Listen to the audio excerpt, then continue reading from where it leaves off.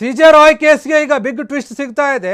ಶಾಸಕ ಪ್ರದೀಪ್ ಈಶ್ವರ್ ವಿರುದ್ಧ ದೂರು ಕೂಡ ದಾಖಲಾಗಿದೆ. ಅವರು ಇದೇ ಕೇಸ್ ವಿಚಾರವಾಗಿ ಮಾತನಾಡಿದ್ರು. ಈಗ ಅವರ ಮೇಲೇನೆ ಕೇಸ್ ಬಿದ್ದಿರುವಂಥದ್ದು. ಬೆಂಗಳೂರು ಪೊಲೀಸರೇನಿದ್ದಾರೆ ಅವರು ಕೇಸನ್ನು ದಾಖಲಿಸಿಕೊಂಡಿದ್ದಾರೆ. ಈ ವಿಚಾರವಾಗಿ ಬೆಂಗಳೂರು ಕಮಿಷನರ್ ಆಗಿರುವಂತಹ ದಿನೇಶ್ ಕಲ್ಲಳ್ಳಿ ದೂರು ಕೊಟ್ಟಿದ್ದಾರೆ.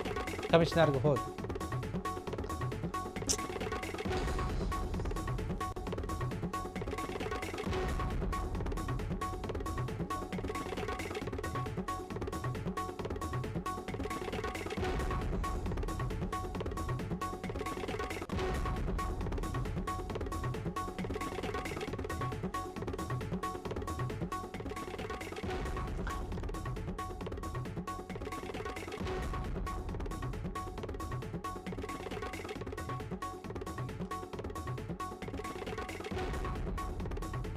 ಸಿಜೆ ರಾಯ್ ಕೇಸ್ ಏನಿದೆ ಆ ಕೇಸ್ಗೆ ಈಗ ಬಿಗ್ ಟ್ವಿಸ್ಟ್ ಸಿಗ್ತಾ ಇದೆ. ಶಾಸಕ ಪ್ರದೀಪ್ ಈಶ್ವರ್ ವಿರುದ್ಧ ದೂರು ದಾಖಲಾಗಿದೆ.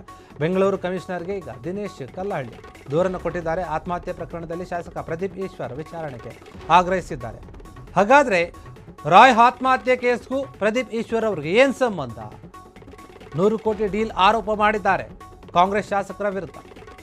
ಕಾಂಗ್ರೆಸ್ ಶಾಸಕ ಆಗಿರುವಂಥ ಪ್ರದೀಪ್ ಈಶ್ವರ್ ಮೇಲೆ ಈ ರೀತಿಯಾದ ಒಂದು ಆರೋಪ ಕೇಳಿ ಬರ್ತಾ ಇದೆ. ಮುಂಬರುವ ಚುನಾವಣೆಗಾಗಿ ಬಿಜೆಪಿಯವರು 100 ಕೋಟಿ ಕೇಳಿದ್ರು. ರಾಯ್ ಬಳಿ ನೋಡಿ 100 ಕೋಟಿಯನ್ನು ಕೇಳಿದ್ರು ಅಂತ ಹೇಳಿ ಪ್ರದೀಪ್ ಈಶ್ವರ್ ಏನು ಆರೋಪ ಮಾಡಿದ್ರಲ್ಲ, ಆ ವಿಚಾರಕ್ಕೆ ಸಂಬಂಧಪಟ್ಟ ಏನು ಆಧಾರ ಇದೆ ಅಂತ ಹೇಳಿ ಇವರು ಮಾತನಾಡ್ತಾರೆ. ಏನು ಹೇಳಿಕೆಯನ್ನು ಕೊಡ್ತಾರೆ? ಇವರ ವಿರುದ್ಧ ಕಾನೂನು ಕ್ರಮ ಆಗಬೇಕು, ಇಲ್ಲ ಸಲ್ಲದ ಕೆಲವೊಂದು ಆರೋಪಗಳನ್ನು ಮಾಡ್ತಾರೆ ಅಂತಲೇ ಏನು ಹಣ ನೀಡಿದ್ದಕ್ಕೆ IT ಇಲಾಖೆ ಮೂಲಕ ರಾಯ್ಗೆ ಕಿರುಕುಳ ಕೊಟ್ಟಿದ್ದಾರೆ ಅಂತ ಆರೋಪ ಮಾಡಿದರು. ಶಾಸಕರು ವಿಡಿಯೋ ಏನಿದೆ ನೀಡಿರುವಂತಹ ಈ ನಿಖರ ಮಾಹಿತಿಯ ಮೂಲ ಯಾವುದು? ಹಾಗಾದರೆ ಯಾರನ್ನೇ ಹೇಳಿದರು? ಪ್ರಶ್ನೆ ಇದೆ.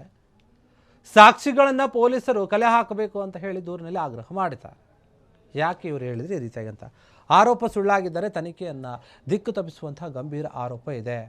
ಶಾಸಕ ಹೇಳಿಕೆ ಬಗ್ಗೆ ತನಿಖೆ ನಡೆಸೋಕೆ ದಿನೇಶ್ ಕಲ್ಲಳ್ಳಿ ಆಗ್ರಹ ಮಾಡ್ತಾ ಇದ್ದಾರೆ. ನೋಡಿ, ಈ ವಿಚಾರದಲ್ಲಿ ಏನಂದರೆ ಇದು ಸ್ವಲ್ಪ ಗೊಂದಲ ಅಂತ ಏನಿಲ್ಲ. ಈ ನ್ಯೂಸು ಬಗ್ಗೆ ಏನಂತ ಹೇಳೋದಾದರೆ ನೋಡಿ, ಪ್ರದೀಪ್ ಈಶ್ವರ್ ಅವರು ರಾಯ್ ಆತ್ಮಹತ್ಯೆ ಕೇಸಿಗೆ ಸಂಬಂಧಪಟ್ಟ ಹಾಗೆ ಮಾತನಾಡಿರ್ತಾರೆ.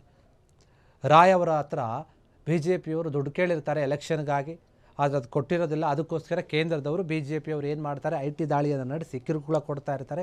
ಆ ಕಿರುಕುಳದಿಂದಾನೇ ಬೇಸತ್ತು ಅವರು ಸಾವನ್ನಪ್ಪಿದ್ದಾರೆ ಅಂತ ಹೇಳಿ ಕೇಂದ್ರ ಸರ್ಕಾರದ ವಿರುದ್ಧ BJPಯವರ ವಿರುದ್ಧ ಗಂಭೀರ ಆರೋಪವನ್ನು ಮಾಡ್ತಾರೆ. ಈಗ ದಿನೇಶ್ ಕಲ್ಲಳ್ಳಿ ಕೇಳ್ತಾ ಇದ್ದಾರೆ, ನೀವು ಯಾವ ಆಧಾರದ ಮೇಲೆ ಈ ಆರೋಪವನ್ನು ಮಾಡ್ತಾ ಇದ್ದೀರಿ? ಸುಮ್ಮನೆ ಇಲ್ಲ ಸಲ್ಲದ ಸುಳ್ಳು ಆರೋಪವನ್ನು ಮಾಡ್ತಾ ಇದ್ದೀರಿ. ಇದ್ರ ಬಗ್ಗೆ ತನಿಖೆ ಆಗಬೇಕು, ಇದನ್ನು ಗಮನ ಹರಿಸಿ ನೀವು ಅಂತ ಹೇಳಿ ಮಾತನಾಡಿರುವಂಥದ್ದು. ಕ್ಷಣ ಕ್ಷಣದ ಸುದ್ದಿಗಳಿಗಾಗಿ ಫ್ರೀಡಂ ಟಿವಿ ಸಬ್ಸ್ಕ್ರೈಬ್ ಮಾಡಿ, ಲೈಕ್ ಮಾಡಿ ಹಾಗೂ ಫಾಲೋ ಮಾಡಿ. ಹೊಸ ಸುದ್ದಿಗಳ ನೋಟಿಫಿಕೇಶನ್ಗಾಗಿ ಬೆಲ್ ಐಕಾನ್ ಮೇಲೆ ಕ್ಲಿಕ್ ಮಾಡಿ.